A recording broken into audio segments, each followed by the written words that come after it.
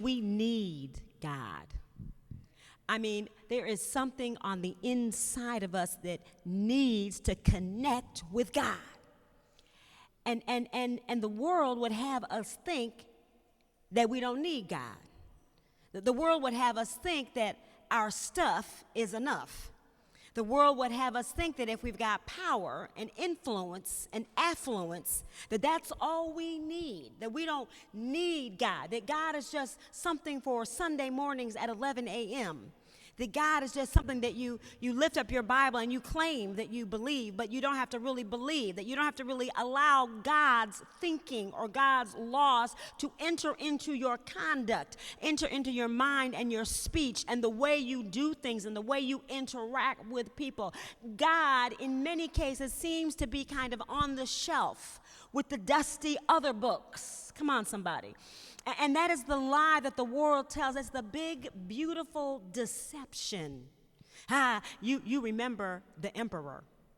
You remember the emperor. Remember the emperor? The emperor was a big, bad dude, had a lot of money. And some scoundrels came and said, we've got the best fabric, the best yarns that you have ever seen in your life. Only the finest and most discerning of eyes can detect this fabric. If you will pay us such and such amount of gold, lots of gold, we will make a garment for you, and the whole city will be in an uproar. Everyone will want to be on your social media site. Everybody will want to follow you wherever you go. Everybody will want to play golf with you and go to your resorts. Everybody will want to be around you. Everybody will want to be in your circle because we're going to give you this outfit, but only the most discerning can see it. And so the emperor, stupefied at the realization that he could not see the fabric, said, sure, I'll get it.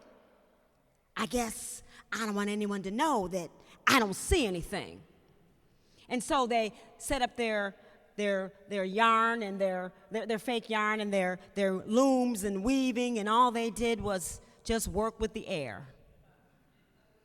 And they prepared this garment, and they gave it to the king, and the king took off his clothes and put on the garment. They said, King, you look amazing. You look fabulous. You look amazing. And he got all of his armored vehicles and soldiers, and he had them line the streets of Washington. He had them line the streets.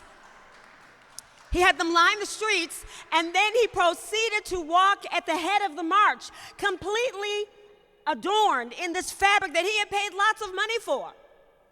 And he began to walk down the street, and the people, wanting to also believe that they also had a discerning eye and they wanted to please the king, said, oh, king, you look fantastic. Oh, king, you look amazing. Oh, king, you make so much sense. Oh, king, we're going to follow your principles. Oh, king, tariffs make sense. Oh, king, we're going to do what you want to do. We're going to burn the books. We're going to close the schools. We're going to get rid of vaccinations. We're going to shut down the CDC. We're going to shut down the Department of Education because, oh, king, your fabric is fabulous. It looks so beautiful. And there he walked down the lane until a child, look at your neighbor and say, a little child shall lead them. And then a child standing by his father pulled his father's coattail and said, Daddy, why are the people shouting? The emperor is naked. This is what it's like to be deceived by the big, beautiful deception that we really don't need God, that we don't have a desperate need to connect with God, that every human being has something on the inside of them that needs God. It's a God space, and only God can fill it. And no matter how much we have, no matter how holy we think we are, no matter how many verses we can recite, no matter how many Bible studies we've been to, because remember now, our churches filled with people who believe in Jesus Christ. All of these messages are for people who are believers. We're not talking about messages to the heathen. We're talking about the Christians, y'all. We're talking about the followers of Jesus Christ who desperately need to connect with God, and we don't want to fall for the big, beautiful deception.